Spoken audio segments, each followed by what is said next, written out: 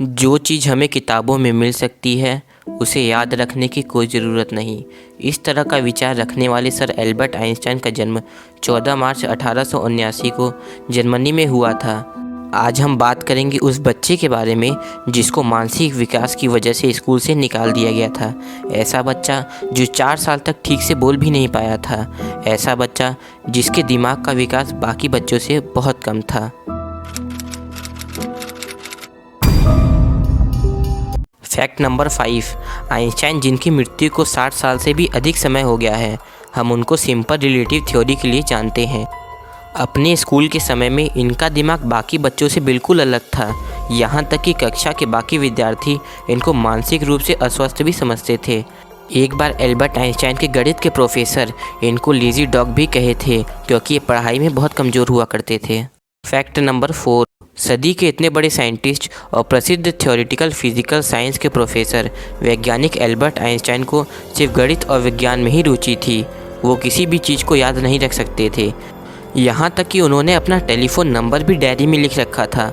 उनको जो भी काम करना रहता था वे उसको एक जगह लिख लिया करते थे। एल्बर्ट आइंस्टाइन को सिगार पीने का बहुत शौक़ था। उनका मानना था कि उनके मानसिक विकास की सबसे बड़ी वजह धूम्रपान ही थी। फैक्ट नंबर 3, एल्बर्ट आइंस्टाइन की शिक्षा से संबंधित एक रोचक कहानी है। एक बार उन्होंने अपनी माँ को पत्र देते हुए कहा, माँ, अध्यापक ने यह पत्र आपको देने के लिए कहा है। उनकी माँ ने जैसे ही वह पत्र पढ़ा वह मन ही मन मुस्कुराने लगी। माँ को मुस्कुराता देख आइंस्टाइन ने कारण पूछा, जिस पर माँ ने कहा, बेटा, इसमें लिखा है कि आपका बेटा कक्षा में सबसे होशियार है। हमारे पास ऐसा अध्यापक नहीं है जो आपके बच्चे को पढ़ा सके, इसलिए आप इसका एडमिशन किसी और स्कूल में करा दीजिए।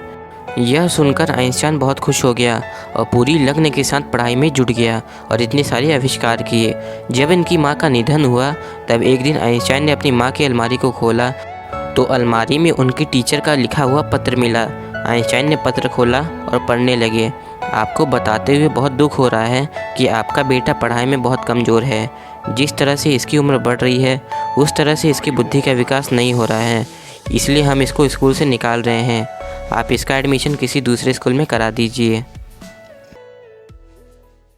फैक्ट नंबर 2, एल्बर्ट आइंस्टाइन जिन्होंने बहुत सारे आविष्कार किए थे और इनको बहुत से तथ्यों के बारे में पता था। क्या आपने कभी सोचा है कि इनके आखिरी शब्द क्या होंगे?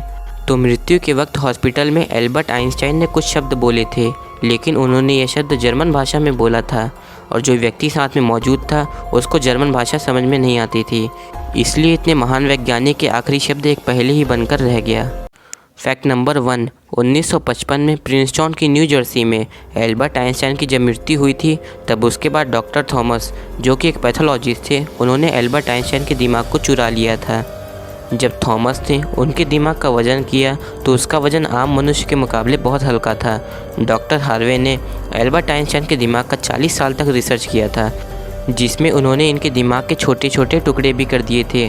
थॉमस ने पाया था कि इनके दिमाग में आम आदमी के मुकाबले ज़्यादा सेल्स मौजूद हैं और इनका दिमाग 20% तक बड़ा था, जो इनको अलग अलग चीज़ें सोचने में मदद करता था।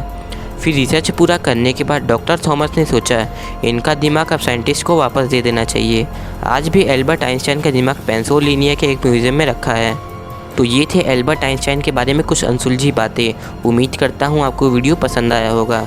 वीडियो अच्छा लगा हो तो चैनल को ज़रूर सब्सक्राइब कर देना। मैं आपके लिए ऐसे ही इंटरेस्टिंग वीडियोस लाता रहूँगा।